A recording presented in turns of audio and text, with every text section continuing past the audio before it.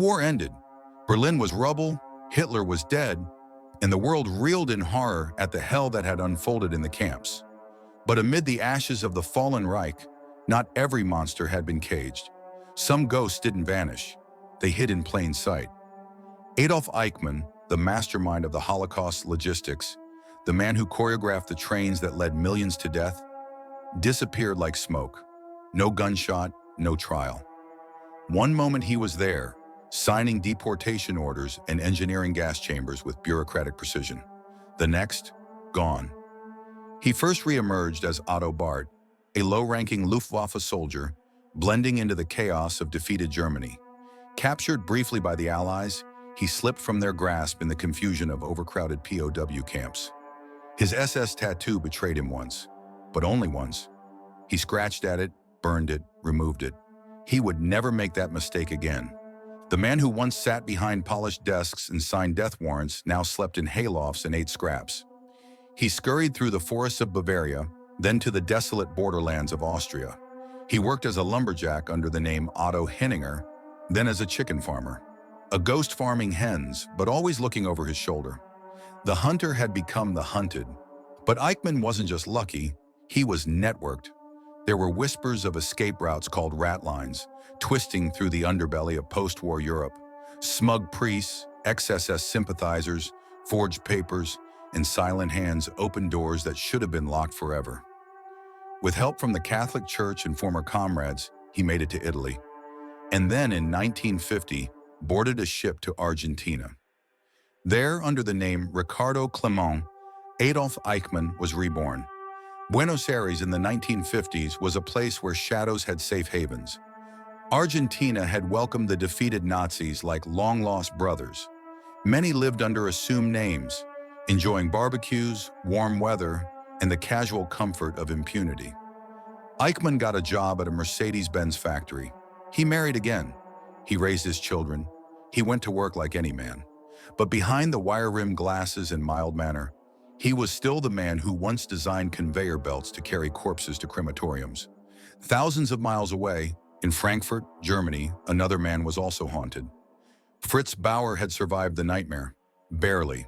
A Jewish judge and political dissident, he had been imprisoned by the Nazis, tortured, silenced, and exiled. Now he was back, a prosecutor in a country where the swastikas had been lowered. But the men who once saluted them now wore new suits. Judges, clerks, police chiefs. So many of them were ex-Nazis, pretending the past was dust. Bauer wasn't pretending. He carried the memories like shrapnel under the skin. He wasn't looking for revenge. He wanted justice. And there was one name that refused to die in the silence of post-war amnesia. Eichmann. For years, Bauer hunted whispers, files that led nowhere, eyewitnesses who disappeared, politicians who told him to move on. And then, in 1959, the letter arrived. A man in Argentina, a neighbor, he claimed his daughter had dated a boy who bragged that his father had been someone important in the Third Reich. The boy's name? Klaus Eichmann. The letter gave an address. It said Ricardo Clement was really Adolf Eichmann and that he was alive, hiding in a modest home in Buenos Aires. Bauer's blood ran cold. The ghost had a body again. But this wasn't just a lead, it was a trap. If he filed an official case, the Nazis still embedded in German bureaucracy might tip Eichmann off. Bauer couldn't trust his own government, so he went rogue. In the quiet of his office, surrounded by men who once served his torturers, Bauer reached beyond borders, to Israel, and so the hunt began. By 1959, Fritz Bauer was no longer chasing justice. He was stalking a ghost through the ruins of a Europe still riddled with secrets.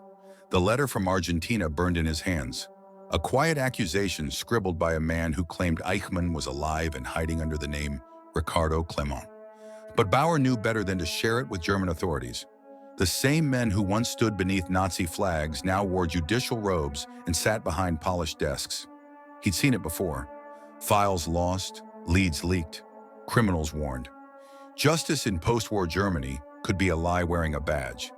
So Bauer did something unthinkable. He broke protocol. He crossed lines. He contacted Mossad, Israel's secret service, covertly and at great personal risk. He offered them a name, a location, and a chilling possibility. The architect of the Holocaust might be sipping tea in a Buenos Aires suburb. Mossad was skeptical. The agency had been chasing Nazi phantoms for years. And this one? The informant was nearly blind. The house was shabby, the address too ordinary. Could the man responsible for industrialized genocide really be living in such modest anonymity? They sent a field agent to check it out. He found a dirt road, a crumbling fence, and a tired man walking home from a factory job. Surely this couldn't be him. The agent returned unconvinced. The operation was shelved, but Bauer refused to give up. He smelled deception, deliberate misdirection, and he had every reason to suspect sabotage. Powerful men in Germany, many with Nazi pasts, were suddenly insisting that Eichmann was not in Argentina. Some said he was in the Middle East. Others claimed he was dead.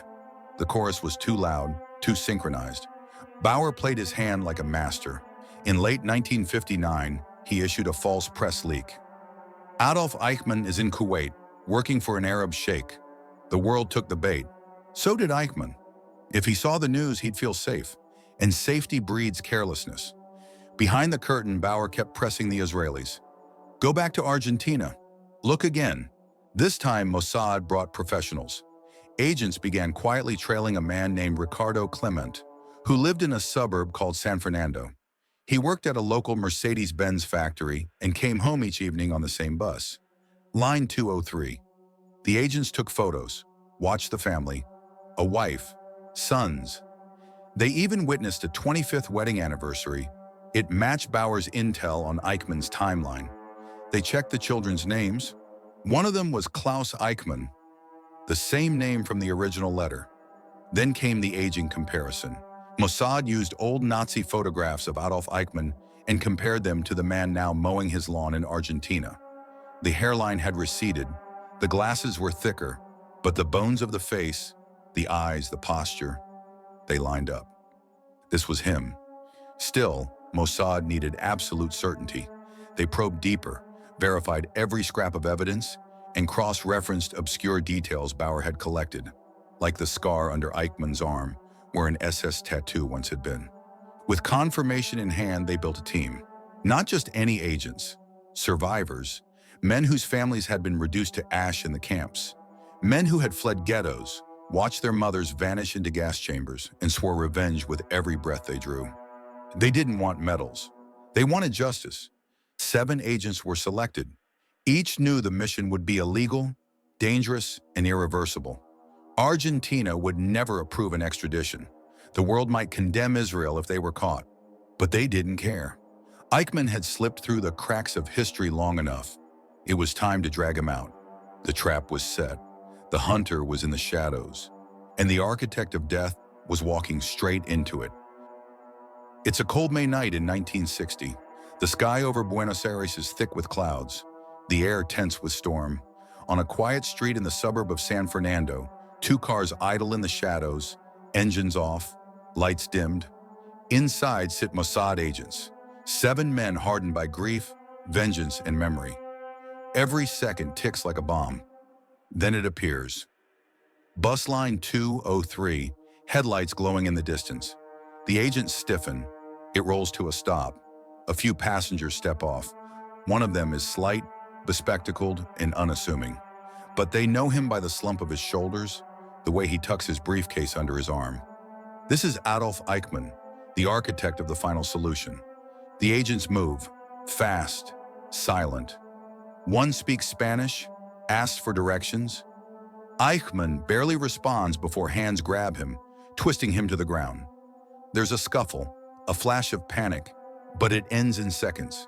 He's blindfolded, bound, and shoved into the back of a car. In less than a minute, the man responsible for the murder of millions vanishes into the dark. At the Mossad safe house, Eichmann lies. He says his name is Ricardo Clement. He plays dumb, calm, but they've done their homework. They press him, dates, addresses, obscure Nazi protocols. He dodges. Then comes the trap. They recite his old SS number with a subtle error. He corrects it. Just like that, he's unmasked. The agents have their man. Now they need to smuggle him out of Argentina. Without a trace, diplomatic channels are impossible. Argentina would never extradite him, and the mission was already illegal. If caught, it could spark international outrage and derail Israel's fragile place in world politics. There could be riots, embargoes, war. So they get creative. An Israeli delegation is scheduled to attend Argentina's 150th independence celebration. An El Al aircraft is flying in. The plan: disguise Eichmann as an airline crew member, sedate him, and slip him aboard the return flight under the nose of airport security. On the day of the extraction, they dress him in a flight uniform, inject him with a sedative, and drape his body between two agents pretending to be drunk. The guards at the airport laugh and wave them through, not realizing they've just cleared history's most wanted man. As the El Al plane takes off into the night sky, everything changes. The moment they cross out of Argentine airspace, a Mossad officer announces over the radio, Adolf Eichmann is on board this aircraft and en route to stand trial in Israel. The world erupts. 1 year later, Jerusalem becomes the stage for one of history's most important trials. Survivors of the Holocaust gather, not for revenge, but for the truth. The courtroom is silent as men and women, their voices trembling, tell stories of ghettos, gas chambers, and cattle cars, of mothers torn from children, of death camps Eichmann helped design from behind a desk. Eichmann's defense? I was just following orders. But the documents speak, the signatures, the memos, the telegrams he sent to ensure the trains ran on time, to places like Auschwitz and Treblinka. He wasn't a cog, he was the engineer. In December 1961, Eichmann is found guilty on nearly every count: crimes against humanity, war crimes, and genocide. In the early hours of June 1st, 1962, he is hanged. His ashes are scattered at sea so that no grave could become a shrine. And Fritz Bauer, the man who hunted the ghost when no one else dared, never saw his name celebrated. He died in 1968, his role hidden, his impact buried. But history remembers. The trial of Adolf Eichmann didn't just bring a war criminal to justice, it forced the world to confront the machinery of evil and reminded us all, sometimes justice must be stolen from the shadows.